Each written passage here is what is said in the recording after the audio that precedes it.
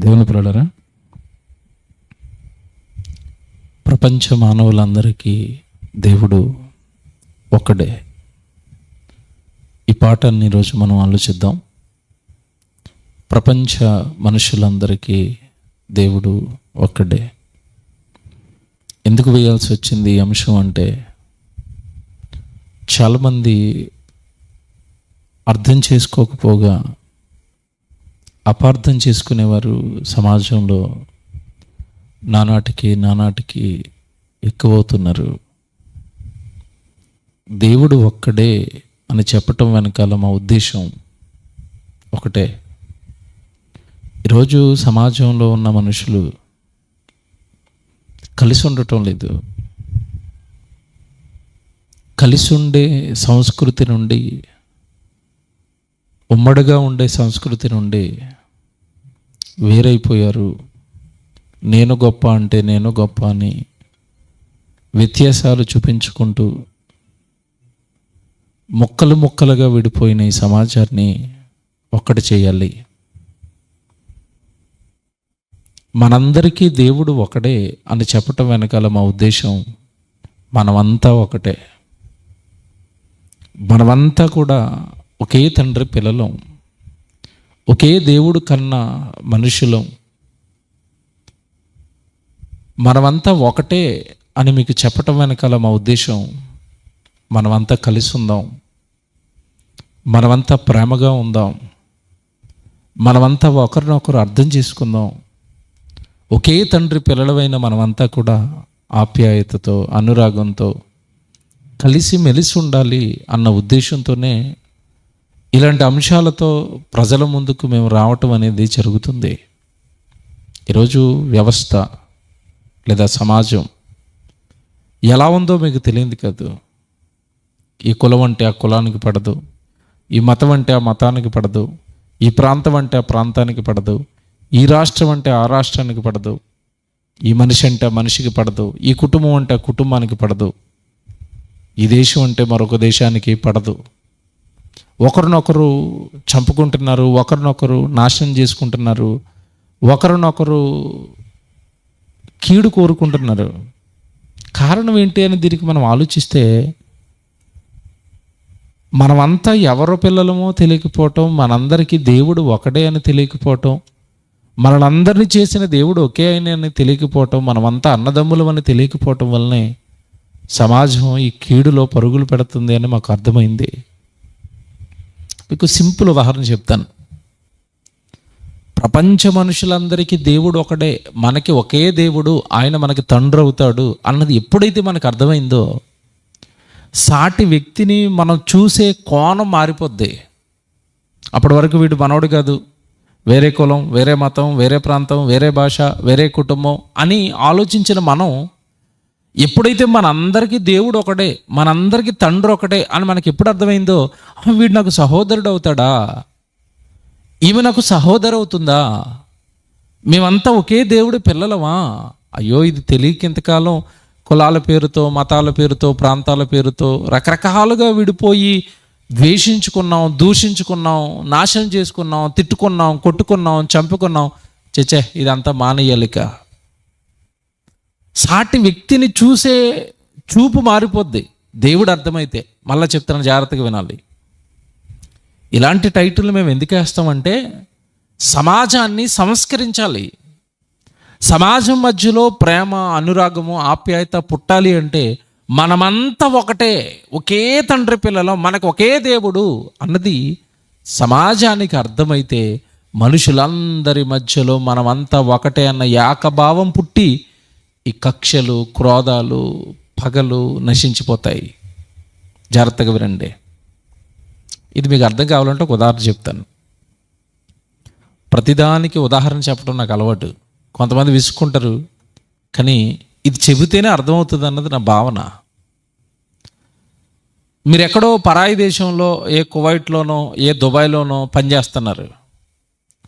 అక్కడ పనిచేస్తున్నప్పుడు మీ భావన ఎలా ఉంటుంది చెప్పండి? వాళ్ళు మాట్లాడుతున్నప్పుడు ఆ భాష మీకు అర్థం కాదు, మీ తిండి వాళ్ళు తినరు, వాళ్ళ ఆహారపు అలవాట్లు వేరు, మీ ఆహారపు అలవాట్లు వేరు. వాళ్ళని చూస్తున్నప్పుడు మనకు ఎలాగుంటుంది చెప్పండి?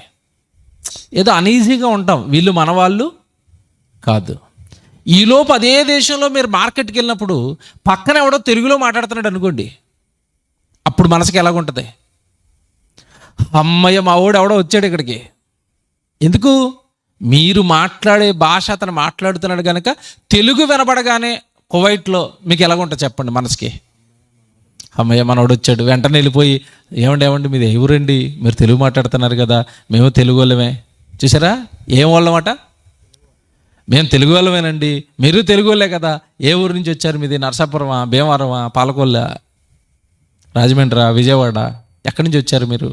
అడగరా?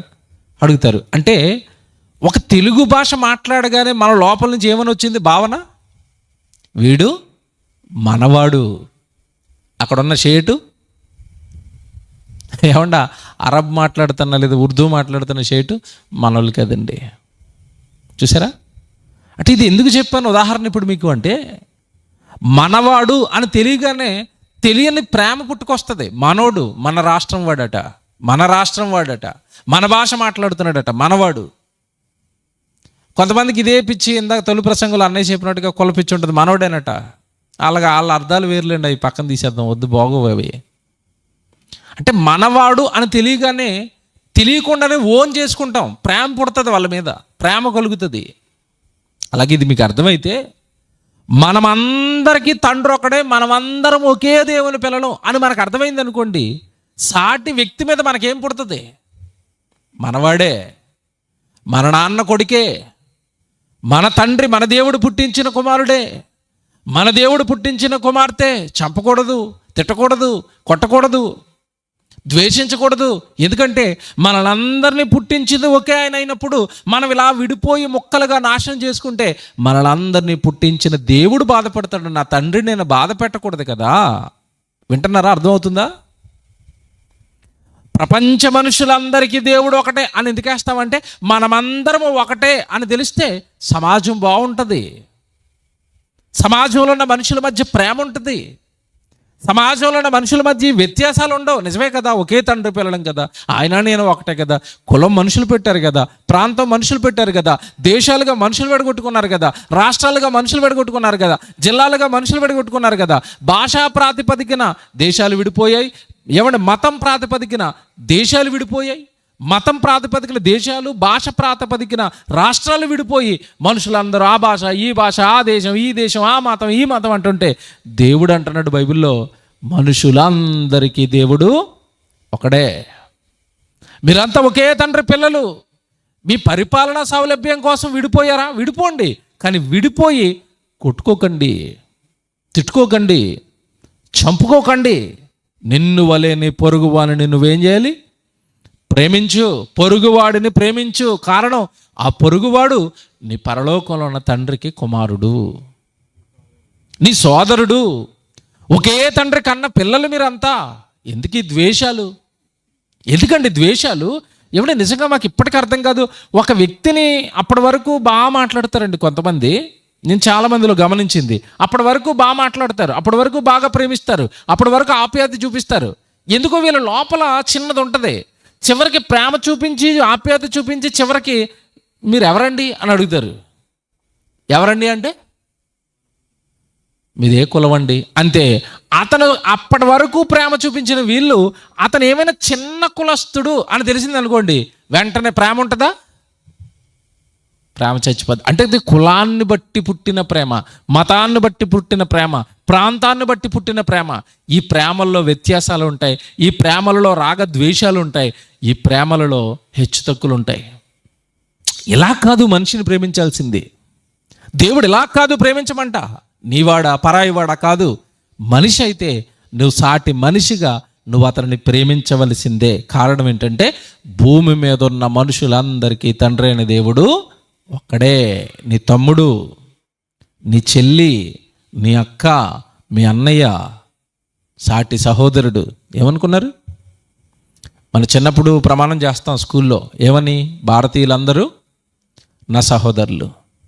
మరి పక్కనున్న పరాయి దేశస్తులు మనకేమవుతారు?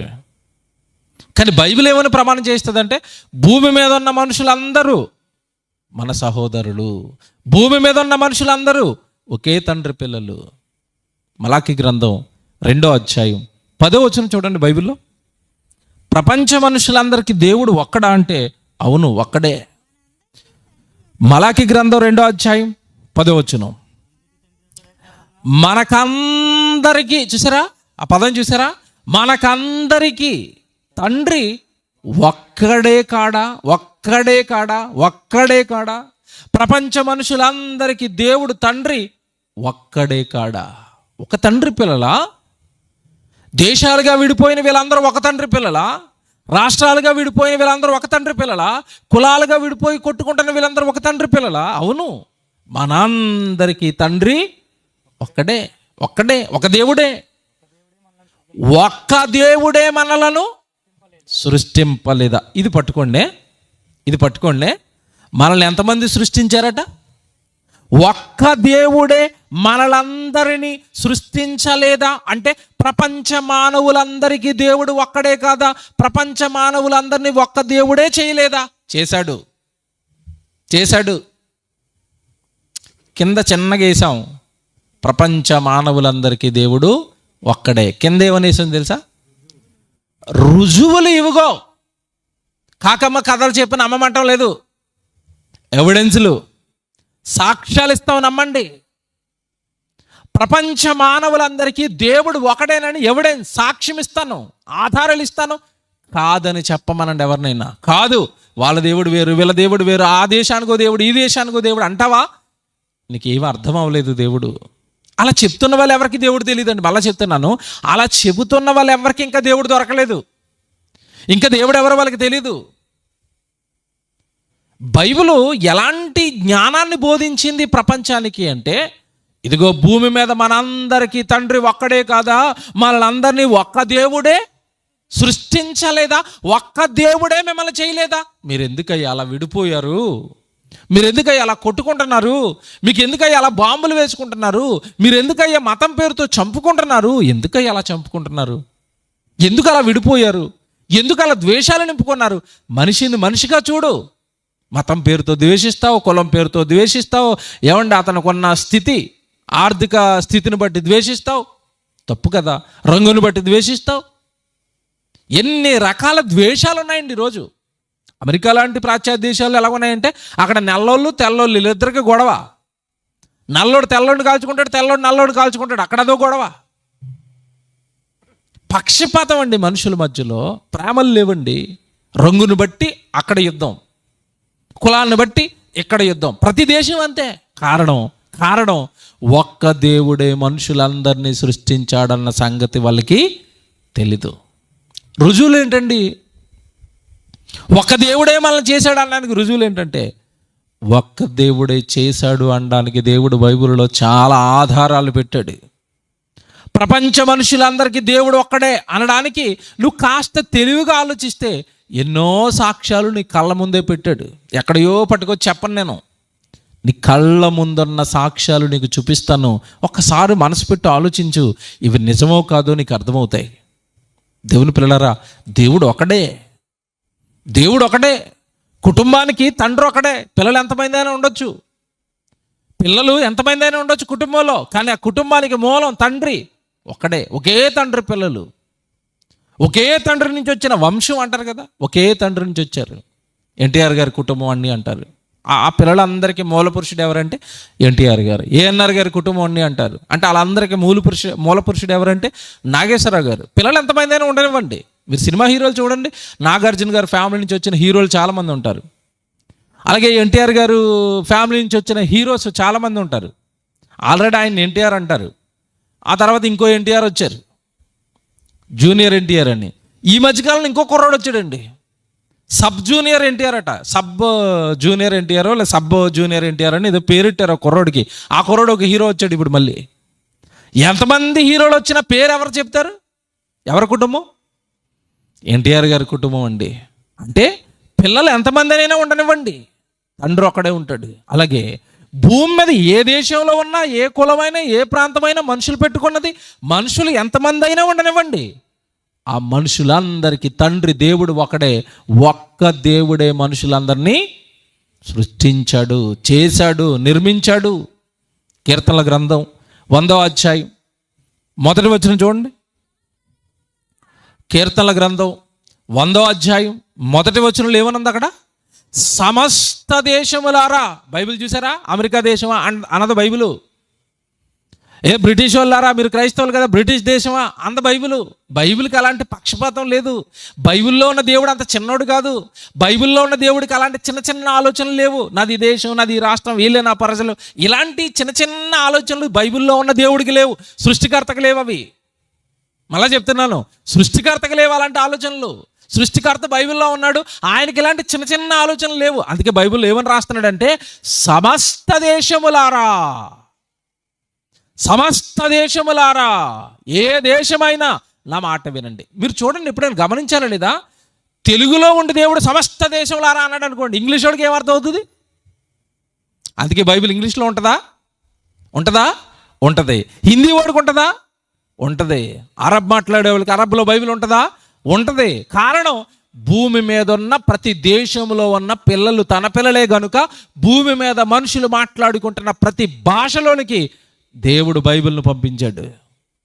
ఏ దేశమైనా బైబిల్ ఉండాల్సిందే, ఏ రాష్ట్రమైనా బైబిల్ ఉండాల్సిందే, ఏ భాష మాట్లాడేవారైనా బైబిల్ ఉండాల్సిందే. కారణం ఏంటంటే భూమి మీద ఉన్న మనుషులందరూ నా పిల్లలు నా మాటలు చదవవలసిందే.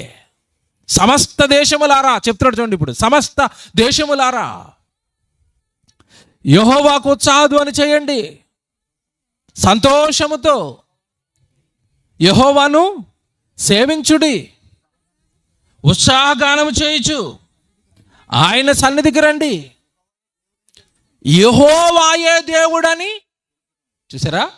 ప్రపంచ మానవులందరికీ దేవుడు ఒకడేనని తెలుసుకోండి. అది చెప్పడానికి సబండి, అది చెప్పడానికే కష్టమండి, అది చెప్పడానికే పిల్లలు పడుతున్నాయి, ఎండలో పడుతున్నాయి వేదనలండి. మీ అందరికీ దేవుడు ఒకడే, ఆయన యెహోవాని మీరు తెలుసుకోండి. ఆయనే మనలను పుట్టించెను, మనం ఆయన వారము, మనం ఆయన మేపు గొర్రెలము, మనం ఆయన వారము, ఆయన మిమ్మల్ని పుట్టించాడు. ఏమంటే అక్కడ ఒక పదం ఉంటుంది, బైబిల్ని అలాగే చదవాలి. ఏమన్నదో తెలుసా అక్కడ? ఆయనే మనలను పుట్టించెను. ఆయనే అంటే అర్థం ఏంటి? ఆయనే అంటే అర్థం ఏంటి? ఆయన మాత్రమే మనల్ని ఏం చేశాడు? పుట్టించాడు. ఒక ఉదాహరణ చెప్తాను మీకు అర్థం కావడానికి. ఇది కొంచెం మోటుగా ఉన్న భావం మాత్రం తీసుకోండి. ఒక స్త్రీని నిలబెట్టి మీ ఆయన గారు ఎవరండి అని అడిగామనుకోండి, ఏమని చెప్పాలి? ఆవిడ ఈయనే అన్నదనుకోండి, ఆవిడ మంచి ఆవిడ. ఈయన కూడా అన్నదనుకోండి, బాగుందా బాగోలేదా? మీ ఆయన గారు ఎవరండి అంటే ఈయనే అనాలా? బాగుంది, మంచి ఆవిడ, మంచి కుటుంబం. ఈయన కూడా అందనుకోండి, తేడా కొంచెం. ఈయన కూడా ఏంటి అంటే ఇంకొక ఆయన ఉన్నాడా? అంతే కదండి. ఇక్కడ బైబిల్లో ఎంత స్పష్టంగా రాస్తున్నాడంటే దేవుడు ఆయనే మనలను పుట్టించెను అంటే అర్థం ఏంటి? సమస్త దేశాలలో భూమి మీద నరరూపమెత్తిన ప్రతి మానవుడిని చేసింది ఒకే దేవుడు. అదే టైటిలు. ప్రపంచ మనుషులందరికీ దేవుడు ఒక్కడే, ఒక దేవుడే సృష్టిని చేశాడు, ఒక దేవుడే మనుషులను చేశాడు.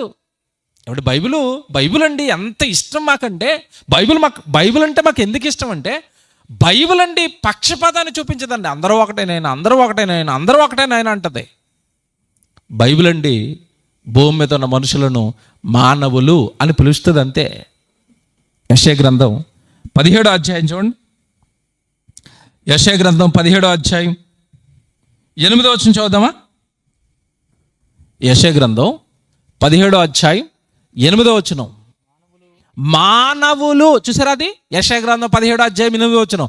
మానవులు తమ్మును సృజించిన వాని వైపు చూడాలి.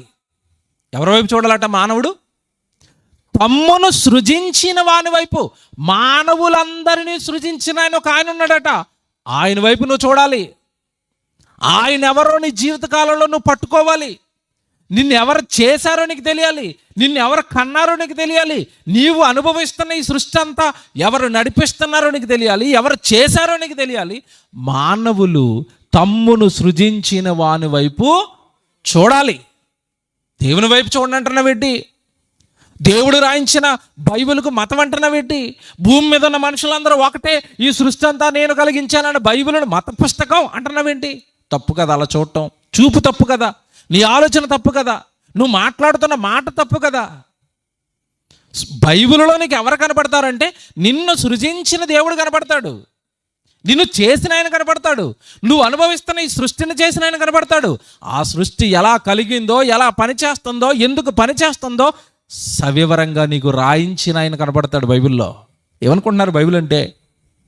ఎవడు బైబిలు మీరు చదువుతున్నప్పుడు బైబిల్ ప్రారంభపు మాటే ఏమని ప్రారంభమైందో తెలుసండి? బైబిలు ఆదియందు దేవుడు భూమి ఆకాశములను కలిగించాడు. ఆదియందు దేవుడు భూమి ఆకాశములను సృజించెను, కలిగించాడు. అంటే బైబిల్ మతం ఏంటండి? ఆకాశాన్ని భూమిని ఎవరు కలిగించారో ఆయన రాయించిన గ్రంథం కనుక మొట్టమొదట ఏమని ప్రారంభమైందో తెలుసా? ఆదియందు దేవుడు భూమి ఆకాశములను. నా చిన్నతనంలోనండి నాకు దేవుడు ఎవరో తెలియని టైంలో నేను సండే స్కూల్కి వెళ్ళి కూర్చున్నప్పుడు బైబిల్ నా చేతుల్లో పెడితే నేను అసలు ఇందులో ఏముంటాయని మొట్టమొదట నేను చదివిన మాట అదేనండి. ఆదియందు దేవుడు భూమి ఆకాశములను. ఫిదా అయిపోయిన ఆ మాటకి. అంటే ఇంతకాలం నేను ఉంటున్న భూమిని, పైన ఉన్న ఆకాశాన్ని చేసిన ఆయన ఒక ఆయన ఉన్నాడా? ఆయన బైబిల్ను రాయించాడా?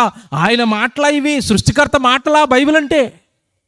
బైబిల్ సృష్టికర్త మాటలా? అవును దేవుని పిల్లలారా, దేవుడు అనగానే మనుషులు అర్థం చేసుకున్నది అందరికీ ఒకే దేవుడు ఉంటాడని అర్థం చేసుకోవాలి దేవుడిని. మనుషులందరికీ ఒకే దేవుడు అని ఆ సృష్టికర్త ఎవరో, ఆ దేవుడు ఎవరో వెతకాలి. కానీ మనిషి దేవుడు విషయంలో పొరపాటు చేసాడండి. తాను ముక్కలుగా విడిపోయాడు, తాను పాటలుగా విభజన అయిపోయాడు, విభజించేసుకున్నాడు. దేవుడిని కూడా ఏం చేశాడో తెలుసా? మనం ఎలాగో విడిపోయాం కనుక ఇప్పుడు దేవుడిని కూడా ఏం చేద్దాం? విడగొట్టేద్దాం. నాకో దేవుడు, నీకో దేవుడు. అపోస్తుల కార్యాలు 17వ అధ్యాయం 24వ వచనం చూడండి బైబిల్లో. అపోస్తుల కార్యాలు 17వ అధ్యాయం 24వ వచనం. దేవుడు అనగానే ఎవరు అనుకుంటున్నారో అని చెప్తున్నాడు పౌలు గారు ఆ రోజున్న సమాజానికి. దేవుడు ఎవరో తెలుసా? జగత్తును అందలి సమస్తమును నిర్మించిన దేవుడు. ఏమంటే ఎవరంటే దేవుడు అంటే? దేవుడు అంటే ఎవరు? మళ్ళీ అడుగుతున్నాను, దేవుడు ఎవరు? దేవుడు అని ఎవరిని అనాలి? జగత్తును అందులో ఉన్న సమస్తాన్ని. అంటే ఇదిగో ఈ ప్రకృతిని, సూర్యుడిని, చంద్రుడిని, మొక్కల్ని, జంతువుల్ని, ఆహారాన్ని, ఏమంటే పారుతున్న ఈ నదులను, సముద్రాలను, సమస్తాన్ని, భూమిని, ఎడారులను, అడవులను, సమస్తాన్ని చేసిన ఆయన అనాలి. ఏమని?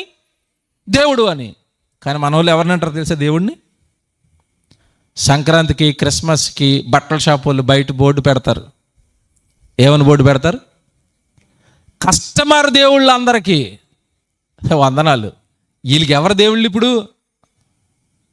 ముష్టి 3000 బిల్లు చేస్తే బిల్లు చేసినప్పుడు ఇప్పుడు ఏమైపోయాడు? దేవుడైపోయాడా? కస్టమర్ దేవుడా? ఎలక్షన్ వచ్చినప్పుడు రాజకీయ నాయకులకి ఎవరు దేవుళ్ళు? ఎవరు దేవుళ్ళు? ఓటర్ దేవుళ్ళు. చూసారా ఎంతమంది దేవుళ్ళు పుట్టుకొచ్చారండి? ఓటర్ దేవుడే, డబ్బులు పెట్టి బట్టలు కొంటే కస్టమరు దేవుడే. ఒక చెక్క బ్యాట్తోని బంతిని కొట్టాడు ఒక ఆయన, సచిన్ టెండూల్కర్. క్రికెట్ ప్రపంచానికి ఎవరు ఇప్పుడు ఆయన? దేవుడు. సంగీత ప్రపంచానికి ఒక దేవుడు. ఏమంటే బాగా పాటలు పాడినందుకు పాటల ప్రపంచానికి ఒక ఆయన దేవుడు. ఎంతమంది దేవుళ్ళు వచ్చారండి? వీళ్ళందరూ దేవుళ్ళేనా? మనుషులా? మనుషుల్ని మనిషి ఏం చేశాడు? దేవుణ్ణి చేశాడు. జాగ్రత్తగా వినండి, మనిషి దేవుణ్ణి చేశాడు. కానీ దేవుడు ఎవరో నువ్వు తెలుసుకోవాలి. దేవుడు ఎవరంటే మనిషి కాదట. మనిషి కంటే శక్తిమంతుడు దేవుడు. మనిషిని చేసిన ఆయన దేవుడు. మనిషి అనుభవిస్తున్న ఈ సృష్టిని, పంచభూతాలను కలిగించిన ఆయన దేవుడు. ఆయన దేవుడు అవుతాడు. అందుకే అక్కడ మీరు చదువుకున్న భాగంలో జగత్తును అందలి సమస్తమును నిర్మించిన దేవుడు తానే ఆకాశమునకును భూమికిని ప్రభువయ్యున్నందున. నువ్వు కట్టిన చిన్న చిన్న ఆలయాలలో ఆయన ఉండడు.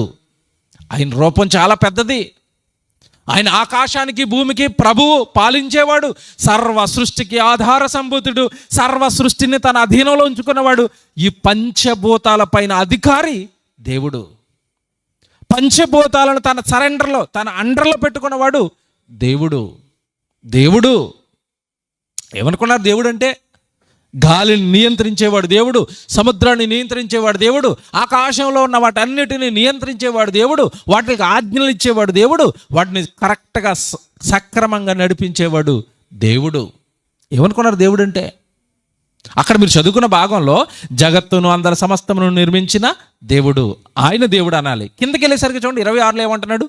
మరియు యావత్ భూమి మీద కాపురముండుటకు ఆయన ఒకని నుండి ప్రతి జాతి మనుషులను సృష్టించాడు. ఎంతమంది చూసారా బైబిలు? సృష్టిని నేను కలిగించాను, ఆ సృష్టిలో ఉన్న మానవులందరినీ యావత్ భూమి అన్నాడు. చూసారా? భారతదేశం అనలేదు, అమెరికా దేశం అనలేదు, ఇంగ్లాండ్ దేశం అంటం లేదు. యావత్ భూమి, యావత్ భూమి, మొత్తం భూమండలం గురించి మాట్లాడుతూ యావత్ భూమి మీద కాపురమున్న ప్రతి జాతి మనుషుణ్ణి నేను కలిగించాను, నేను చేశాను. ప్రపంచంలో ఉన్న ఏ దేశమైనా, ఆరిన నేల మీద, భూమి మీద కాపురం చేస్తున్న ఏ నరుడైనా సరే నేను చేశాను. ప్రపంచంలో ఉన్న మనుషులందరికీ దేవుడు ఒకడే. ఈ చూపుతో మనిషిని చూడు. రేపటి నుంచి నీ హృదయం నిండా భూమి మీద ఉన్న మనుషులందరికీ దేవుడు ఒకడేనట, ఆ తండ్రి పిల్లలమట, మనం అందరూ అన్నదమ్ములమట అన్న భావనతో మనిషిని చూడు. మనిషి ఎంత మారుతాడో తెలుసండి. ఈ విషయం వస్తే మీకు తెలియదు, మేము ఎంత మారిపోయామో మాకు తెలుసు. ఈ విషయం మాకు అర్థమైన తర్వాత మేమెంతగా మారిపోయామో మాకు తెలుసు. చాలామంది అండి మార్కెట్ దగ్గర కూరగాయలు కొనడానికో పళ్ళు కొనడానికో వస్తారు. బాగా లగ్జరీ కారులోంచి దిగినోడు కింద ఏదో పళ్ళు అమ్ముకునే ఒక పెద్ద ఆవిడ, ముసలావిడ, వృద్ధురాలు ఉందనుకోండి, దిగి అమ్మగారు వందనాలు పళ్ళు అమ్ముతారా అంటాడా? ఏమంటాడు చెప్పాలి? నిజాలు మాట్లాడుకుంది. ఏమంటాడు? కారులో దిగి పళ్ళు ఎంత అంటాడు. అక్కడ ఉన్నావిడ ఏమన్నా నీకు సర్వేంటా? భాష బాగుంటుందండి. ధనవంతులు పేదవాళ్ళతో మాట్లాడే భాష బాగుంటుందా? మర్యాద ఉంటుందా? అందులో ఉంటుందండి? ఉండదండి. నా చిన్నతనంలోనండి, మేము ఎప్పుడో అయితే చిన్నప్పటి నుంచి సండే స్కూల్కి వెళ్తున్నామో మా బుర్రలో ఇది పడిపోయింది. ఏంటి? దేవుడు ఒకడేనట, మనం అంతా ఒకే తండ్రి పిల్లలమట అన్నప్పుడు ఇంక ఇంటికి వెళ్ళగానే మాకు అందరికీ భావన ఒకటే, అందరూ దేవుడు పిల్లలైనప్పుడు అందరినీ మనం గౌరవించాలి, మర్యాదగా పిలవాలి, ఏమండి అనాలి. ఇది మాకు చిన్నప్పటి నుంచి అలవాటు అయిపోయింది. మీరు నమ్మరండి, మా గ్రామంలో కుల వివక్ష, ఆ కులం ఈ కులం, పెద్ద కులం చిన్న కులం ఇవన్నీ ఉంటాయి. ఒక ఆవిడ సడన్గా ఓ రోజు మా ఇంటికి వచ్చింది. పెద్ద ఆవిడ, ముసలావిడ, వృద్ధాప్యంలో ఉంది. ఎండన పడండి మా ఇంటికి ఏవో పట్టుకొని వచ్చింది.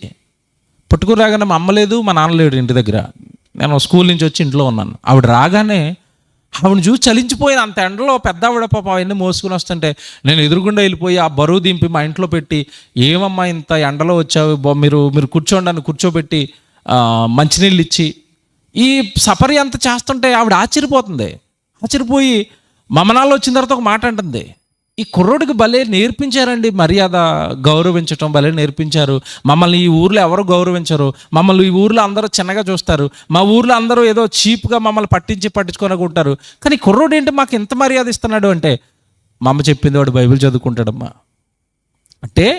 చిన్నతనం నుండి నా అనుభవం ఇది. చిన్నతనం నుండి దేవుడు ఒకడే అని తెలిసిపోయిన తర్వాత అది ఏ కులం అయితే ఏంటి, ఏ మతం అయితే ఏంటి, ఏ భాష అయితే ఏంటి, ఏ ప్రాంతం అయితే ఏంటి, మనిషి కదా. పరలోకంలో దేవుడికి ఆవిడ కుమార్తె కదా, పరలోకంలో దేవుడికి ఆమె కుమారుడు కదా. మన చూపు మారిపోద్దండి. వాళ్ళు మనం గౌరవించే విధానం మారిపోద్ది. మనసు నిండానండి ఈ హెచ్చుతగ్గులు భావాలు ఉంటాయి చూసారు, అవన్నీ చచ్చిపోతాయి దేవుడు అర్థమైతే. దేవుడే నన్ను చేశాడు, దేవుడే అతన్ని చేశాడు, అతనికి జన్మించింది దేవుడే, నాకు జన్మించింది దేవుడే, చచ్చిపోతే మేమిద్దరం ఆయన ముందే చేతులు కట్టుకొని నిలబడాలి, భూమి మీద చేసిన జీవితానికి ఆయన లెక్కలప్ప చెప్పాలని ఎవడికైతే ఈ జ్ఞానం అర్థమవుతుందో మనిషిని మనిషిగా చూస్తాడు, మనిషిని మనిషిగా ప్రేమిస్తాడు, మనిషిని మనిషిగా గౌరవిస్తాడు, మనిషిని మనిషిగా ఆదరిస్తాడు. ఎందుకు ఈ బాధలు అంటే ఇలా లోపల ఎక్కడో ఈ జ్ఞానం అందలేదు. మనుషులందరినీ కలిగించిన దేవుడు ఒకడే అన్నది అర్థం అవ్వలేదు. ఒకరి నుండే ప్రతి జాతి మనుషులు వచ్చారంటే ఆ మూల పురుషుడైన ఆదాము మనకి విత్తనం, భూమి మీద వేసిన మొట్టమొదటి విత్తనం, మానవ విత్తనం ఆదాము అయితే ఆదాము నుండే మనుషులందరూ వస్తే ఆదాముకి ఏ కులం ఉంది నీకు కులం రావడానికి? ఆదాముకి ఏ మతం ఉంది నీకు మతం రావడానికి? ఆదాముకి ఎంత దేవుళ్ళు నీకు దేవుళ్ళు రావడానికి? ఆదాముకి ఒకడే దేవుడు, ఆయన నుండి వచ్చిన నీకు ఒకే దేవుడు అవ్వాలి. పాట వేస్తారు, మీరు చూడాలి. ఇది మీరు ఈ పాట ఎంత అర్థమో ఎంత భావం ఉందో మీరు ఈ పాటను గమనించండి. నేను చెప్పిన ప్రసంగం అంతా మీకు ఈజీగా అర్థమవుతుంది. మనిషి విడిపోయి దేవుడిని విడగొట్టుకున్నాడు. మనుషులకి దేవుడు ఎవరో అర్థం కావటం లేదు. అందుకేనండి ఈ భేదాలు పెట్టుకుని హెచ్చు తగ్గులతో చంపుకొని చచ్చిపోయి ఎంతటి ఘోరాలు ఈరోజు సమాజంలో జరుగుతున్నాయో ఈ వివక్ష పేరుతో జరుగుతున్న ఘోరాలు మీకు తెలియదు కాదు. ప్రతి చోట వివక్ష, కులాన్ని బట్టి, చదువును బట్టి, డబ్బును బట్టి ప్రతి చోట వివక్ష, చిన్న చూపు. పుట్టుకోలేకపోతున్నారండి, కొంతమంది చచ్చిపోతున్నారు. దేవుని పిల్లలారా, సమాజం బాగుండాలని మాటలు చెప్తున్నాం, సమాజాన్ని మేల్కొల్పడానికి మాటలు చెప్తున్నాం, సమాజంలో అందరూ ఒకే తండ్రి పిల్లలు అని చెప్పడానికి మాటలు చెప్తున్నాం, మీరు ప్రేమగా ఉండండి అని చెప్పడానికి మాటలు చెప్తున్నాం. జాగ్రత్తగా రుజువులు చూపిస్తాను. ఇప్పటి వరకు దేవుడు ఒకడే అని చెప్పుకుంటూ వచ్చాను. చాలామంది నమ్మరు కదా, మీరు అలాగే ఉంటాయండి, మీ బైబిల్లో అలాగే ఉంటాయండి అంటారు. సాక్ష్యాలు పెట్టాడు దేవుడు, రుజువులతో నిరూపించాడు దేవుడు ఒకడే అని. ఎలాగండి అంటారా? మీరు కాస్త దేవుడు ఒకడే అని అర్థం కావాలి అంటే మీరు ఆలోచించవలసినవి రెండు. ఒకటి, ఈ దేహాన్ని ఆలోచించండి. రెండు, మీ కళ్ళ ముందున్న ప్రకృతిని ఆలోచించండి. ఈ రెండింటిని గురించి మీరు తేటగా ఆలోచిస్తే నిజమేనండి, దేవుడు ఒకడే, అందరికీ దేవుడు ఒకడే అని మీకు అర్థమవుతుంది. ప్రకటన గ్రంథం 4వ అధ్యాయం 11వ వచనం. ప్రకటన గ్రంథం 4వ అధ్యాయం 11వ వచనం. 4వ అధ్యాయం చదవాలి.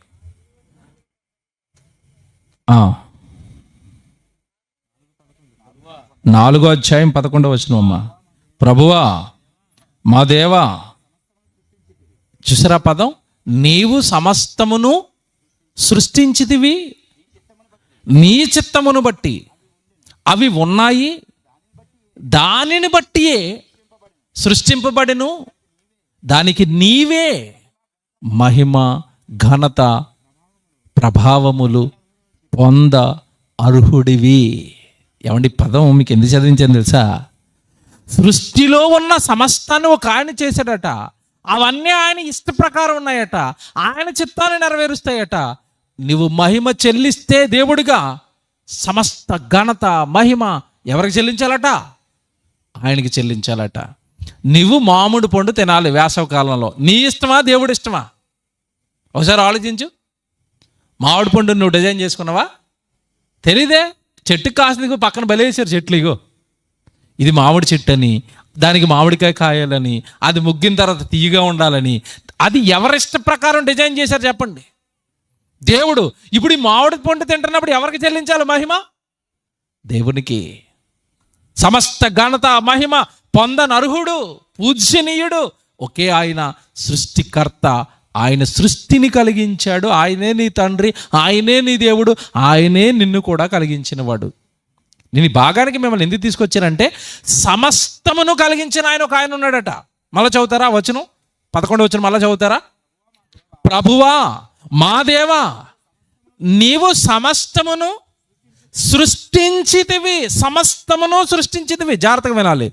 నీవు సమస్తమును సృష్టించితివి అంటే ఇప్పుడు అమెరికాలో ఉన్న మామిడి చెట్టుని సృష్టించింది ఎవరు? దేవుడు. భారతదేశంలో ఉన్న మామిడి చెట్టు దేవుడు. మీకు మాట్లాడుతాను, వాళ్ళు ఉల్లిపాయలు తింటారా? తింటారు. మీరు ఉల్లిపాయలు తింటారా?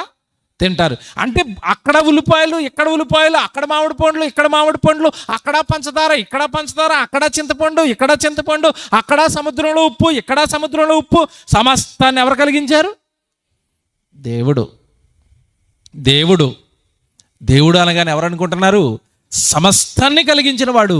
సమస్తాన్ని నరుడికిచ్చి సర్వ ప్రపంచ భారాన్ని మోస్తున్నవాడు దేవుడు. ఒక దేశాన్ని కాచేవాడు కాదు, ఒక రాష్ట్రాన్ని కాచేవాడు కాదు, ఒక గ్రామాన్ని కాచేవాడు కాదు దేవుడు అంటే. సర్వ ప్రపంచ భారాన్ని మోస్తూ సర్వ ప్రపంచంలో ఉన్న మనుషులందరికీ ఆహారము, గాలి, నీరు సమస్తాన్ని దయచేసేవాడు దేవుడు. యోబు గ్రంథం తీయండి, జాగ్రత్తగా చదువుకోండి. ఏంటి రుజువులు అన్నారు కదా, రుజువులు ఇస్తున్నాను. ఒక్కసారి సృష్టిని చూడు, సృష్టి అంతా ఒకేలా ఉంటుంది చూడు. యోబు గ్రంథం 34వ అధ్యాయం 13 చదువుదాం. యోబు గ్రంథం 34వ అధ్యాయం 13వ వచనం చూద్దాం. ఎవడైనను భూమిని ఆయనకు అప్పగింత పెట్టినా, దేన్నట? భూమినా, ఒక దేశాన్న, ఒక రాష్ట్రాన్న? భూమిని. చూసారా బైబిల్ ఎలా ఉంది, చూసారా బైబిల్ ఎలా మాట్లాడుతుంది, చూసారా? ఏమండి మళ్ళీ చదువుదాం. ఎవడైనను భూమిని ఆయనకు అప్పగింత పెట్టినా, ఎవడైనను సర్వ ప్రపంచ భారమును ఆయనకు అప్పగించెనా, అంటే దేవుడు దేని మోస్తున్నాడట? సర్వ ప్రపంచ భారం. సర్వ ప్రపంచ భారం ఎందుకు మోస్తున్నాడు? అమెరికా దేశానికి భారం అయిందనట, ఇంగ్లాండ్ దేశానికి భారం అయిందనట, ఆస్ట్రేలియా దేశానికి భారం అయిందనట, శ్రీలంక దేశానికి భారం అయిందనట, భారతదేశంలో ఉన్న ప్రజలందరూ భారం అయిందనట. ఆయన దేవుడు అనగానే ఒక దేశానికి కాదు, సర్వ ప్రపంచ భారమును ఆయన ఏం చేస్తున్నాడు? మోస్తున్నాడు. భూమిని ఆయనకి ఎవరైనా అప్పగింత పెట్టారా? ఈ సర్వ ప్రపంచ భారాన్ని ఆయన ఎందుకు మోస్తున్నాడు తెలుసా? ప్రారంభంలో మీరు చదువుకున్న మాట, మనుషులందరికీ తండ్రి అయిన దేవుడు మనుషులందరినీ సృష్టించిన సృష్టికర్త ఒకడే. ఒక దేవుడే మనుషులందరినీ కలిగించాడు కనుక ఈ మనుషులు ఎక్కడ నివసిస్తుంటే అక్కడ ఆ ప్రపంచ భారాన్ని అంతా కూడా దేవుడు మోస్తున్నాడు. ఏంటండి మోయటం అంటే చెప్తాడే, కింద చదువుదాం. ఆయన తన మనస్సు తన మీదనే ఉంచుకుని ఎడల తన శ్వాస నిశ్వాసములను తన యొద్దకు తిరిగి తీసుకుని ఎడల శరీరులందరూ, ఆ పదవంటలు ఏం చేయండి, ఎవరట? శరీరులు అందరూ ఏకముగా నశించెదరు, నరులు మరలా ధూళైపోతారు. అంటే దేవుడి ప్రపంచ భారాన్ని మొయ్యకపోతే, ఈ ప్రపంచంలో ఉన్న మనుషులందరికీ తిండి, గాలి, బట్ట సమస్తాన్ని ఇవ్వకపోతే నరులందరూ అన్నాడు చూసారా, నరులందరూ మరలా నశించిపోతారు, ధూళిగా మారిపోతారు. ఎందుకంటే వాళ్ళు పుట్టింది మట్టి నుండి, తిరిగి మళ్ళీ ఎందులో కలిసిపోతారు? మట్టిలో కలిసిపోతారు. ఇప్పుడు చెప్తానండి అసలు విషయం, జాగ్రత్తగా వినండి. దేవుడు ఒకడే అని మీరు ఎందుకు చెప్తారంటే, ఇప్పుడు మీరు చదువుకున్న ఈ రెఫరెన్స్లో ఉన్న భావం సర్వ ప్రపంచ భారాన్ని ఆయన మోస్తున్నాడు. అంటే భూమి మీద ఉన్న మనుషులందరికీ తిండి పెట్టేది ఎవరిప్పుడు? దేవుడు. ఒకే దేవుడు పెడుతున్నాడు భూమి మీద ఉన్న మనుషులందరికీ తిండి. జాగ్రత్తగా వినాలి. భూమి మీద ఉన్న మనుషులందరికీ తిండి ఒకే దేవుడు పెడుతున్నాడు కనుక తిండంతా ఒకేలా ఉంటుందా, రకరకాలుగా ఉంటుందా? మనం చికెన్ తిన్నాం, ఎలాగుంది? భారతదేశంలో చికెన్ బాగుంటుందండి, అమెరికాలో చికెన్ కోడి బాగోదు అంటాడు ఎవడైనా? ఏ దేశంలో అయినా చికెన్ కోడి చికెనే, చికెన్ మాంసం చికెనే. ఇక్కడ మేక, అక్కడ మేక, ఇక్కడ చింతపండు, అక్కడ చింతపండు, ఇక్కడ చెరుకు నుంచి పంచదార, అక్కడ చెరుకు నుంచి పంచదార. నరులందరికీ సమానంగా పెడతాను తిండి. రుచులన్నీ భూమి మీద నరులు అనుభవించే రుచులన్నీ ఒకేలా ఉంటాయి. కారణం ఏంటంటే ఆ రుచులను కలిగించిన దేవుడు ఒకడే. పంచదార ఏ కలర్లో ఉంటుంది చెప్పండి మనకి? అమెరికా వాళ్ళకి పంచదార నల్లగా ఉంటుంది అని వాళ్ళు చేయొద్దండి. అక్కడ ఎందుకు తెల్లగా ఉంది? అక్కడ ఇక్కడ పంచదార ఇచ్చేది ఒక ఆయనే. ఇక్కడ చింతపండు ఎలాగుంటుంది? చింతకాయ ఎలాగుంటుంది? చింతపండు అయిపోయిన తర్వాత చింతపండు ఎలా ఉంటుంది చెప్పాలా? నల్లగా ఉంటుంది. అమెరికాలో చింతకాయలు తెల్లగా ఉంటాయి అన్నాడు ఎవడైనా? అన్నాడా? ఎందుకంటే చెప్పండి, ఎందుకంటో ఇక్కడ చింతకాయ వేసింది ఆయనే, అక్కడ చింతకాయ వేసింది ఆయనే. నువ్వు విడిపోయావు కానీ ప్రకృతిని విడగొట్టలేవు. ప్రకృతి ఒకేలా ఉంటుంది, ప్రకృతి ఒకేలా టేస్ట్ ఇస్తుంది, ప్రకృతిలో ఒకేలా రంగులు ఉంటాయి. ఏమంటే దేవుడు మనం ఆలోచించాలని బుర్రకి ఎంత తెలివైన ఆలోచనలు పెట్టాడంటే, నాయన ఇక్కడ మామిడి పండు చూడరా ఒకేలా ఉంది కదా, ఆ దేశంలో మామిడి పండు చూడరా ఒకేలా ఉంది కదా, అక్కడ మామిడి పండు ఇక్కడ మామిడి పండు నేనే చేశాను. మీకు అర్థమవుతున్నాడా? దేవుడు అందరికీ ఒకడే అనడానికి రుజువులు ఏంటంటే సృష్టి అంతా ఒకేలా ఉంటుంది చూడు. ఏ దేశం వెళ్ళినా ఒకే రంగు, ఏ దేశం వెళ్ళినా ఒకటే రుచి. మనుషులు అక్కడున్న శీతల ప్రాంతాన్ని బట్టి కొంతమంది తెల్లగా ఉంటారు, కొంచెం వేడి ఎక్కువ ఉన్న చోట నల్లగా ఉంటారేమో తప్ప మనుషులు అందరూ ఒకేలా ఉంటారు. ఒకే రూపాలు, ఒకే అవయవాలు, 2 కాళ్ళే. ఏమంటే అమెరికాలో ఉన్న మనిషికి ఎన్ని కళ్ళు ఉంటాయి, మనకి ఎన్ని కళ్ళు ఉంటాయి?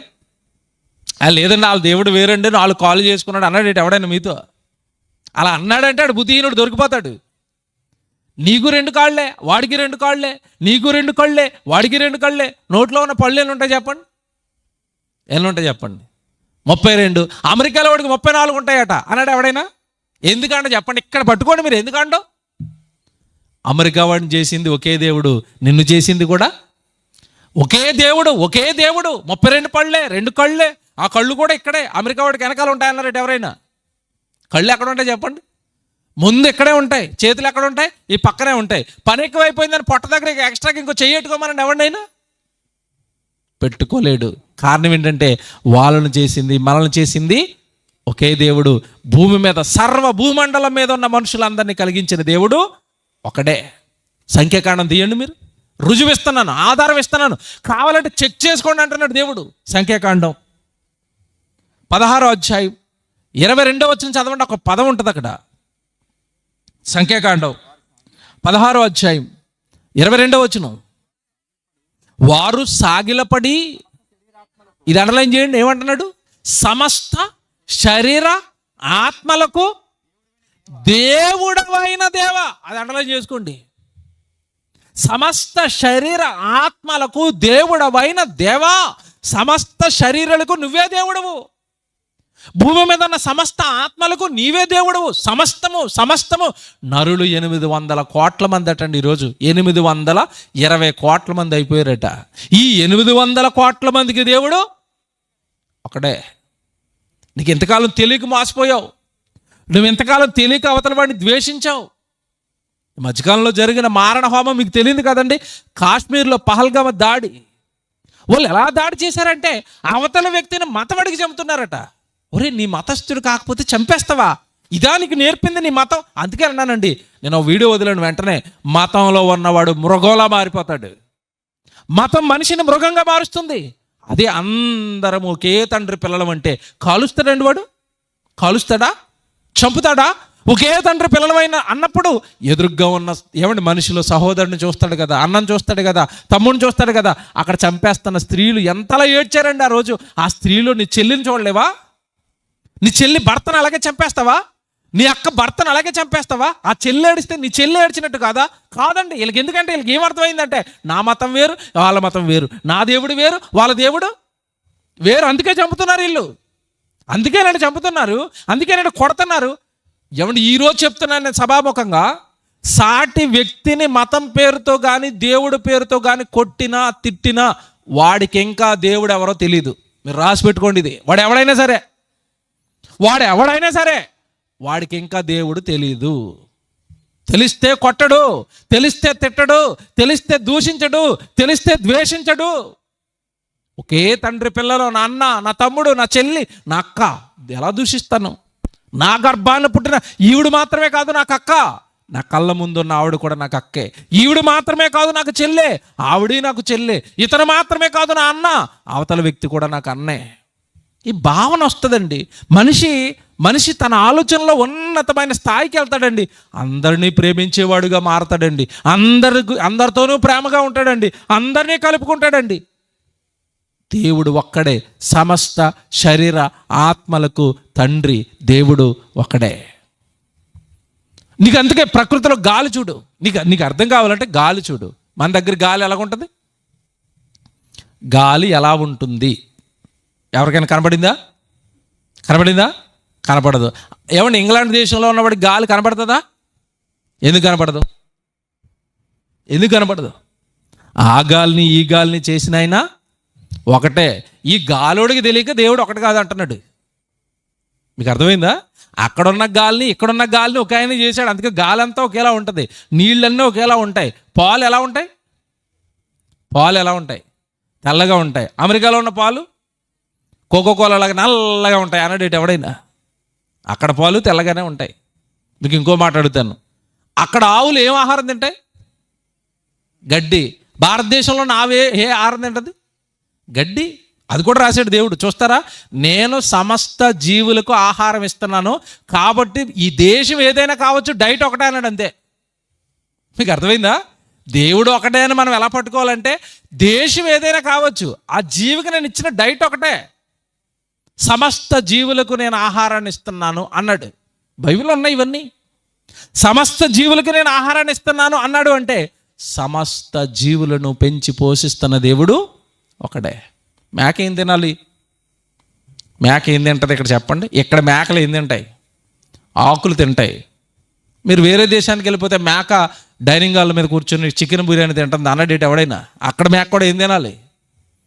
గడ్డే తినాలి. ఎందుకు అది గడ్డి తింటుంది, ఇది గడ్డి తింటుంది అంటే, ఇక్కడ మేకని అక్కడ మేకని చేసిన ఆయన ఒకడే. ఇంకేం చెప్పాలి? ఎన్ని ఇవ్వాలి మీకు సాక్ష్యాలు? ఎన్ని ఇమ్మంటారు మీకు ఆధారాలు? మీరు ఆలోచించండి, కొంచెం జ్ఞానంతో ఆలోచించండి. నిజమే కదా, అక్కడ గాలి ఒకటే, ఇక్కడ గాలి ఒకటే. అక్కడ నరుడికి 2 చేతులే, ఇక్కడ నరుడికి 2 చేతులే. అక్కడున్న మనిషికి 32 పళ్ళే, ఇక్కడున్న మనిషికి 32 పళ్ళే. మనుషులందరూ ఒకేలా ఉన్నారు అంటే మనుషులందరినీ కలిగించిన దేవుడు ఒకడే. ఎందుకు అర్థం అవ్వలేదు? అసలు నిజంగా మనిషి అర్థం కాకపోవడానికి కారణం ఏంటంటే, అసలు ఆలోచిస్తే కదండి మనిషి అర్థమయ్యేవాడు. మనిషి కాస్త దృష్టి పెట్టి దేవుడి గురించి ఆలోచిస్తే కదా దేవుడు అర్థమయ్యేవాడు.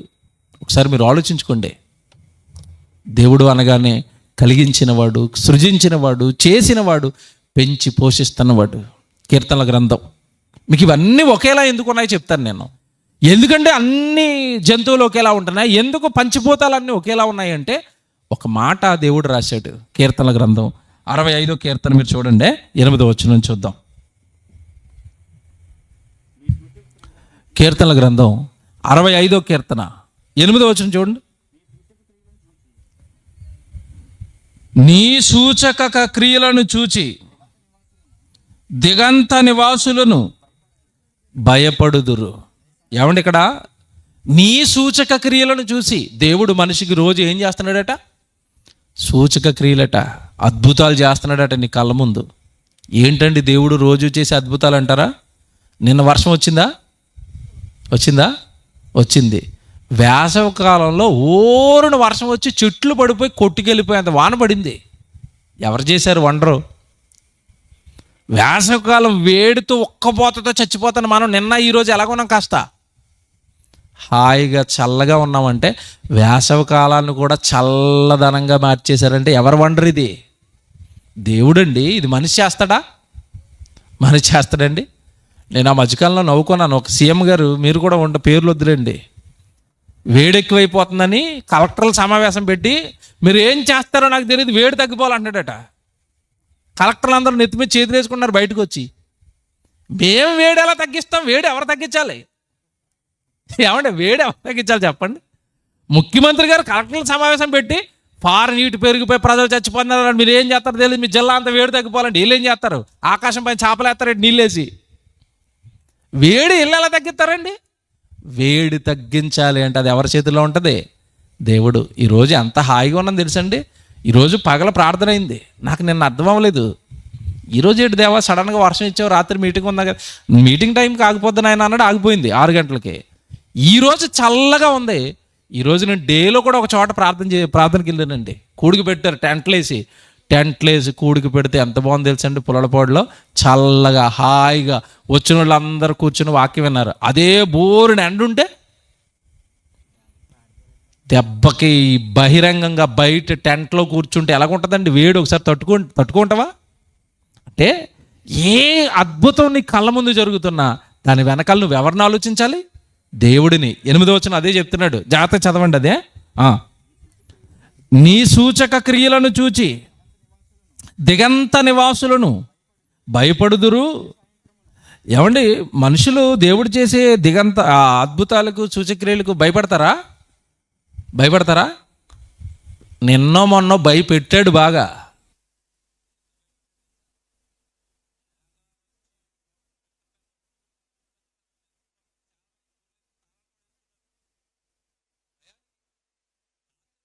నిద్రపోతూనే ఉండి అలసిపోయాం. 2 రోజులు సభల్లో తిరిగి నైట్లు నిద్రలేక రాత్రి ప్రార్థన అయిపోగానే కోమా. రాత్రి చాలా హడావుడి జరిగిందట, నాకు తెలీదు. పొద్దునొచ్చి తమ్ముడు చెప్తున్నారు, రాత్రి చాలా భయం వేసిందన్న, ఉరుములన్నా, మెరుపులన్నా, సౌండ్లన్నా, చాలా చాలా పెద్ద పెద్ద సౌండ్లన్నా. అవి ఎవరు చేస్తున్న అద్భుతాలు అవి? దేవుడు.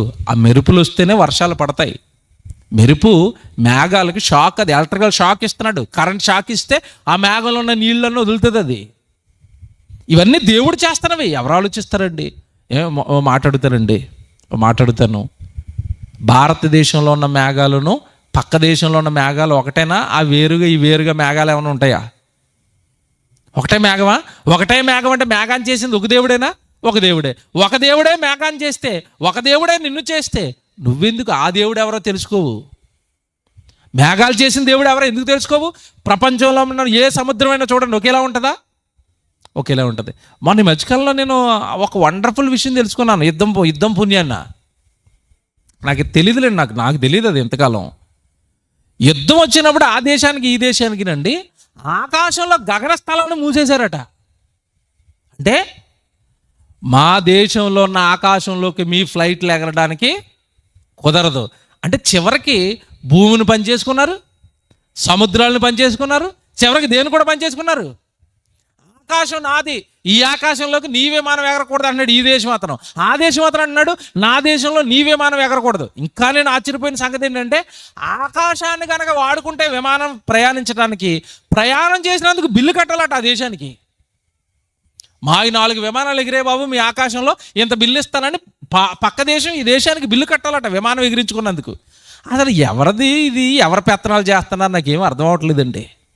ఆకాశం ఎవరిది? ఇందా చదువుకున్నారు కదా అపోస్తుల గారు 17:24 ఆయన ఆకాశమునకును భూమికిని ప్రభు అయి ఉన్నందున. అంటే ఆకాశం ఆయింది, పెత్తనం చేస్తున్నది ఎవరు చేస్తున్నారు? వీళ్ళు పెత్తనాలు చేస్తున్నారు. ఆయన పెట్టాలి, వేస్తే ఛార్జ్. నా ఆకాశాన్ని నువ్వు వాడకుండా పెట్టరా, ఇక్కడికి ఎందుకు వచ్చావని ఆయన అడగాలి. ఆయన అడుగుతాడా?